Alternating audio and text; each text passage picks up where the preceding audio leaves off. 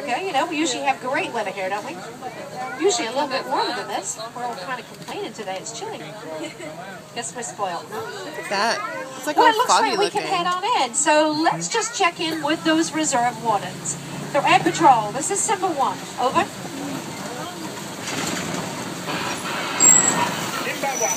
It is Warden Wilson Mutua. Over. Hey, Jumbo Wilson, we're heading into the reserve at Little Itsuri Forest. There's an animal right up in front of us on the left up there. Hands your boat, Timberwolf. Sit down. Keep your eyes open and drive carefully. You should see lots of animals. Roger that, was right up the corner on the left here. These are bongo. And they're actually otherwise known as the ghost of the forest because they are so rarely seen. A little bit further up, there are some pale brown animals up on the left here. They're graded kudu, Africa's second largest antelope. These are females. Look at me. Only male graded kudu have horns. And on the right, there are some striped legs. Look, they're on the okapi. You're not in there. And the okapi's striped legs Pretty. often make people think they must be related to the zebra. They sure look like it, don't they? Especially from the back. But they're actually not. They are a distant and only known living relative of the giraffe. They do have the same basic body shape as the giraffe and same very powerful tongue. Those okapi, by the way, were only discovered right around 1901. These watering holes, they're important gathering places here in the forest. Also, though, they are often our best chance to see some of the more rare species. In fact, just occasionally, we even see black rhinoceros here, although they are few and far between these days because they're being killed for their horns. In fact, there's less than 5,000 black rhino left now in the whole of Africa. Oh, there's one laying right there, look. Oh, look, that's And they weigh about 3,000 pounds, charge at 35 miles an hour, and they have an inch-thick hide. So they really are pretty much protected against everything except for humans. And even on reserves, they're not completely safe from poachers. Now, if we can see his front end, we'd see he has a pointy top lip. We'll use that almost like a finger to pull down the greenery to eat.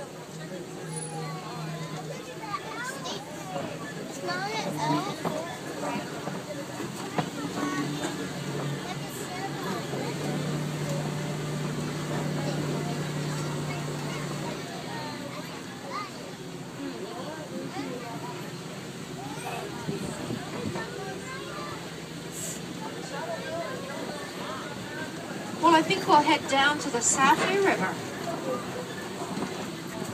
Oh, but there's some birds up in the clearing on the left. And laying down, there are some white ones with big yellow beaks, black tips to their wings. They're yellow-billed stork, and they'll eat pretty much anything with a heartbeat. Fish, frogs, snakes, insects, lizards, even other small birds. Oh, and behind them, beautiful big black and white birds. They are saddle-billed stork. They're Africa's tallest stork. They can stand 5 feet tall with a wingspan of 8 to 9 feet.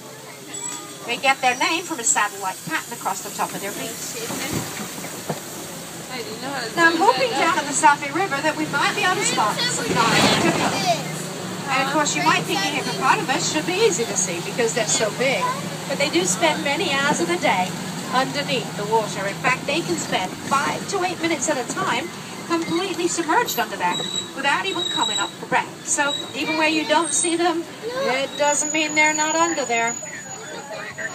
They do come out onto the bank at night to feed, and they'll eat between 100 to 150 pounds of food each every night, mostly grass. I don't see any popping up, but I'm pretty sure there's got to be some under there. But we'll head upriver, see if we can find any.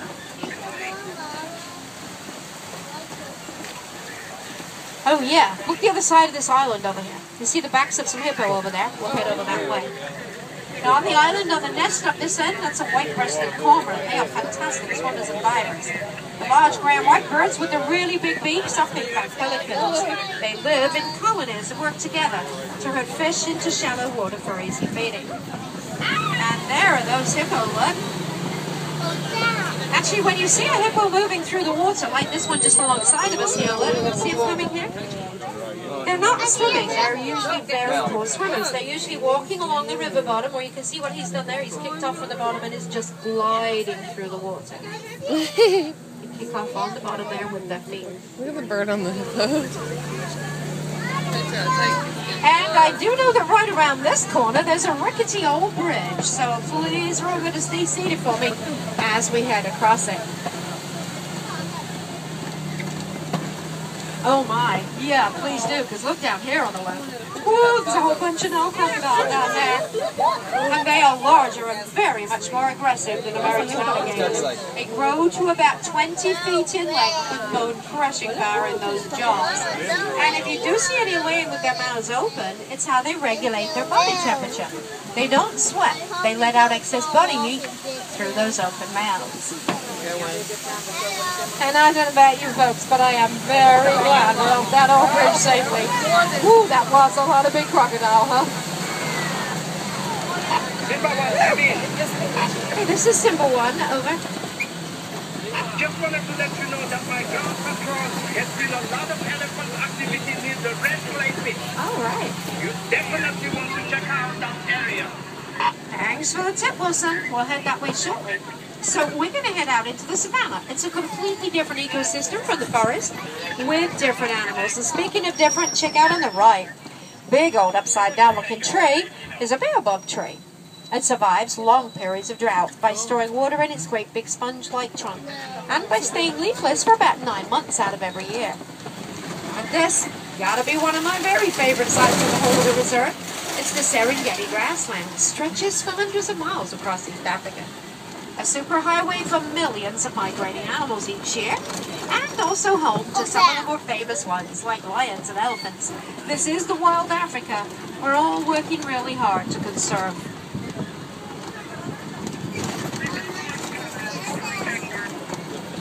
The pale brown animals you can see over on the right, they've got beautiful long spiral twisted horns. They're Patterson's eland, and they are Africa's largest antelope. A man of those can stand 6 feet tall, just to his shoulders.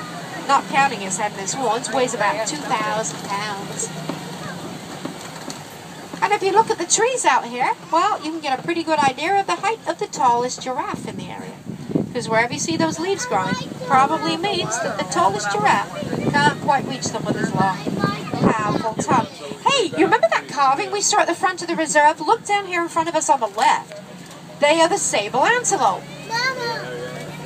The adults have those long curved horns, and if you see the ones that are kind of a pale rusty brown, the front of the group to the right there, they are just baby sable. The older, more dominant they become in the herd, the darker their coat will be. The females stay a kind of a reddish brown. The older males become very dark. In fact, the dominant male will be close to black.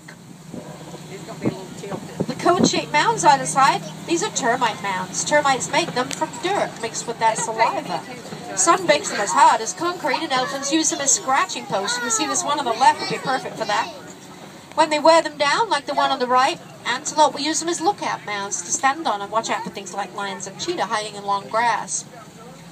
Now, just past the Patterson's eland, all on his own there, look, that's a waterbuck. Cute little white nose, isn't he a handsome old fella? Waterbuck actually produce a waxy secretion that makes their coat waterproof. And he has that white circular pattern all around his back end. That makes him very recognizable even from the back.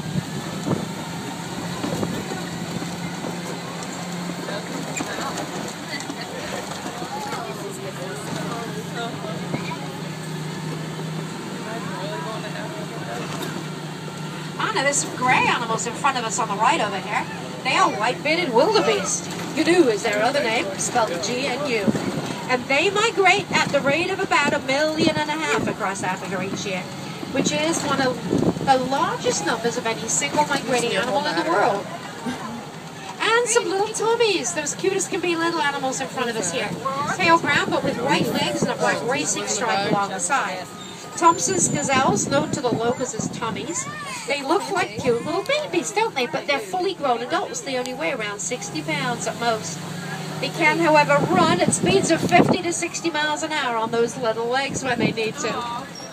Seriously impressive running for such a little guy, huh? Oh my, look in front of us up on the left. My very favorite animal, giraffe. Aren't they beautiful? Actually, what we're looking at are two different species of giraffe. The one to the right there, you see is paler, bigger than the others, has a different pattern. He has a kind of a straight-edged net-shaped pattern. That's a reticulated giraffe. The others to the left of it are Maasai giraffe. They're a much smaller species with more of a leaf-shaped pattern, kind of jagged edge to their pattern. But no two giraffe ever do have the same pattern. They're all unique to them, just like our fingerprints unique to each of us. Now they're reticulated at the left of the group up there. And they only sleep for about 30 minutes out of every day. And that's not even one long stretch. They sleep for short periods of time, totaling about 30 minutes in a day, usually standing up. And they eat for much of their day. About 80% of their day is spent eating. They're just like me, then. You look at them right where you're at. I'm taking pictures. So you look at them later. They are beautiful, aren't they? No. Oh my God. You just look at them. Stop and get off of my... Get off.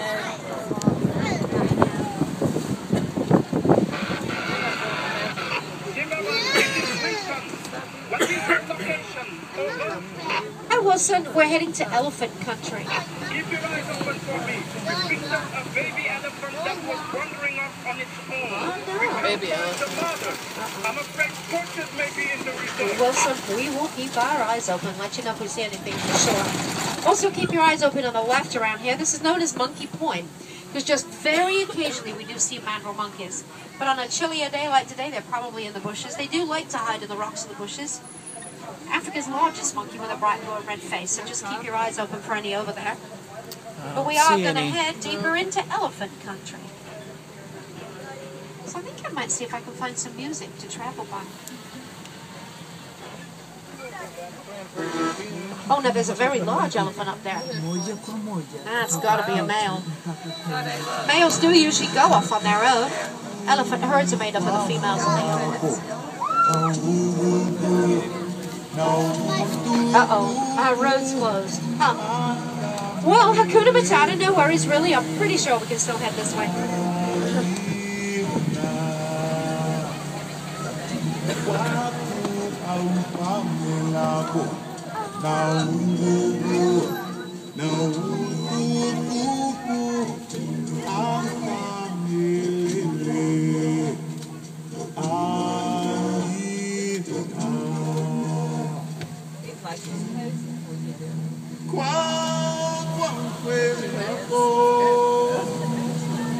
It's good. I got good pictures. I was moving and it was still Right up the front leg. Excuse me, just one moment. What is that?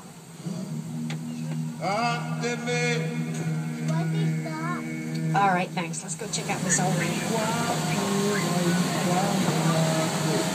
Oh, actually, I don't remember this old bridge. Maybe I'm better turn the music off and concentrate. Although, we should be okay. As long as we go poly-poly, which means very slowly. But of course, as always on these bridges, please stay seated. And you might actually want to crush your fingers. Oh, but look, there's a great view of that elephant there. Isn't that amazing? Whoa, hold on, folks, hold on. Hey, lean to the right for me, lean to the right. All right. Nice work. In fact, can you hold it there for just 1 minute while I get my wheels off, and then we will get off of here while we can. Wow, thanks. Great bit of leading. Couldn't have done that without you. Woo! Hey, but we are safely at those red clay pits, look. Do you remember Wilson told us he'd seen elephants here? In fact, you can see their tusk marks and footprints. They like to eat the red clay for its beneficial minerals. And both male and female African elephants we just went under it. Yeah. Unfortunately, we have to constantly be watchful for those poachers. They will sneak into reserves here in Africa and actually kill the elephants for their ivory tusks. But the more we know about these wild animals, look, there's one back there. Now, I can't really stop. That's a fairly young one there.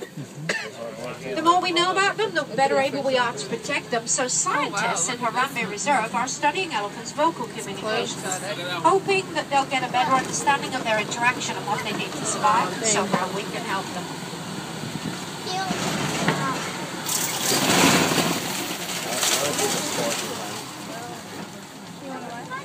There are some to the left of the baobab over there, look. They live till they're 60 to 70 years old. And the little ones do stay with their mothers till they're 14 or 15. They learn all they need to know from her. And it's about that age that the young males go off on their own. The females, well, they're usually very good mothers. In fact, they'll all help each other to look after the little ones.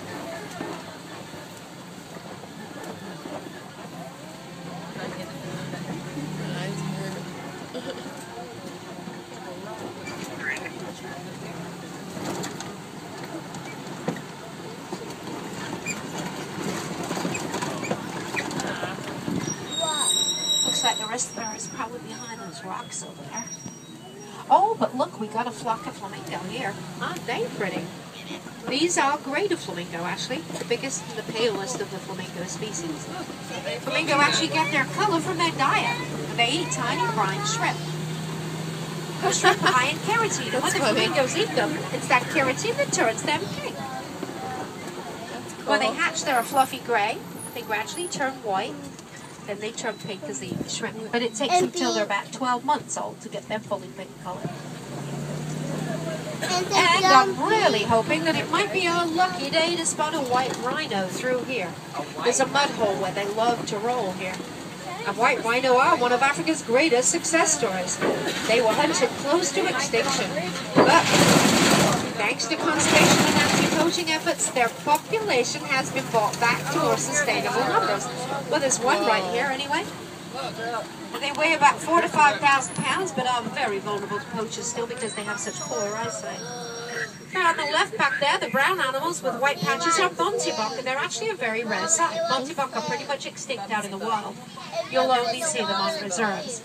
And the animals with the beautiful wiggly horns, these are adducts. And adducts are a desert animal. They can spend pretty much indefinite periods of time without needing to drink water. Less than 500 of them left out in the wild, though. And on the right, these very large eggs are ostrich eggs. They're going to weigh about 3 pounds each. Now that's an egg, huh? They do lay them out in the grass. They don't build nests. They'll sometimes just scoop the top off the earth or the grass, though. Oh my, I think I just saw a cheetah. Now, if you look at the grassy back, through the trees and over the rocks here, there are cheetah. Bottom left-hand corner. I think they look like there might be 3 of them down there. Let's see if we can get a bit better look. See them down there? Bottom left-hand corner. Roger, that wasn't. They can run at 60 to 70 miles an hour. You can only do that in short bursts, though, because they overheat quickly at that speed. And Wilson just told us to head west. I don't know what he sees, but he's our eye in the sky, so we are going to head west here.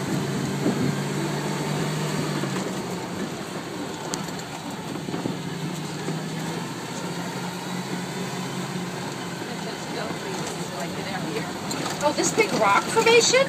This is called a kopie. And kopies are a favorite hangout place for large cats. Especially lions, actually. But I don't know if we'll see any lions because they like to lay and rest for 18 to 20 hours a day. They live in groups called prides, and it's actually the females that do most of the hunting at night. So when you hear a male lion roaring, it's not usually because he's hunting. It's often a territorial noise that he makes in the mornings and the evenings to let everybody know that that's his territory. Looks like there's some more white rhino over on the right too. We'll head around that way. We'll just check up on the kopie. Oh, in fact, look, there's a lioness. Can you see her? She's right out on the edge of the rocks up there.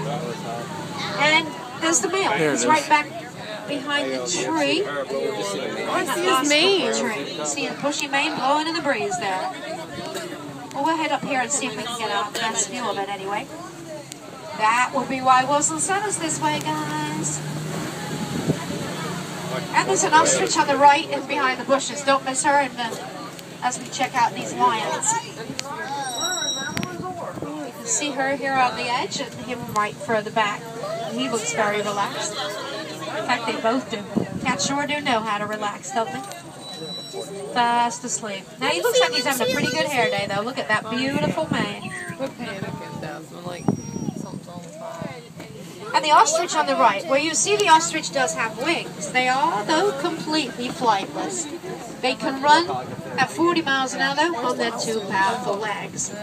And these holes in front of us are burrows that are dug out by the largest burrowing animal. That very cute looking one. Adorable as he is, though, you wouldn't want to mess with him. He actually has 2 sets of tufts. His top front tusk he'll use with his tufts now to dig out his burrow. It's his short but razor-sharp lower tusk he'll use for his protection. And we found some more white rhino. Now these white rhino are larger, but very much less aggressive than the black rhino.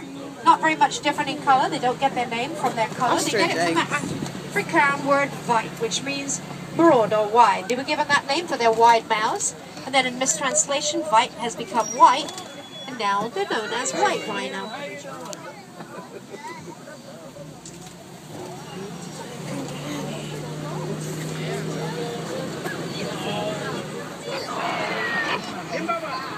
There are poachers in the area. Uh-oh, Can you poachers. help us cut them off? Oh my. Hey, what do you say, folks? Can we Wilson go round up those poachers?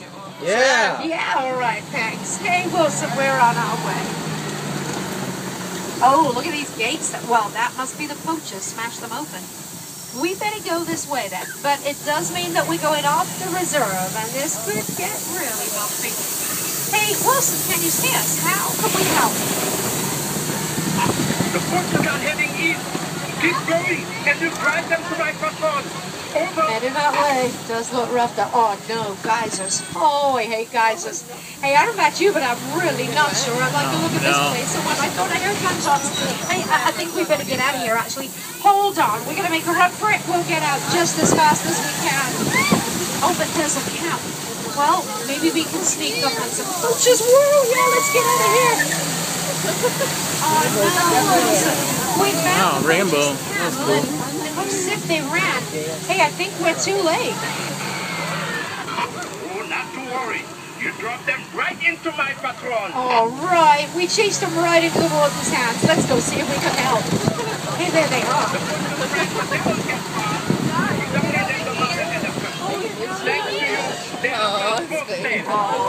That's funny. Nice. Glad we could help, Wilson. Using your whole battery. Roger that. Well, it looks like we did a great job helping Wilson round up those poachers. But it does mean that we've got off our scheduled trek. And I'm afraid we're going to have to cut our 2-week safari short. We're going to drop you at the local warden's post. It is just a short walk back to Harambe village. And as Wilson said, Asante Sana, thanks for helping us to protect our precious wildlife. And remember that wherever you live, you can help with conservation efforts to help protect wildlife and their habitats. Now, as we're heading into the warden's post, if you could gather up any belongings from those net bags, check the seats either side, make sure you have everything with you when you leave, and have a wonderful rest of your day. And we don't like to say goodbye to our friends, so instead we say kwaherini, which means go well in Swahili. So kwaherini, everyone!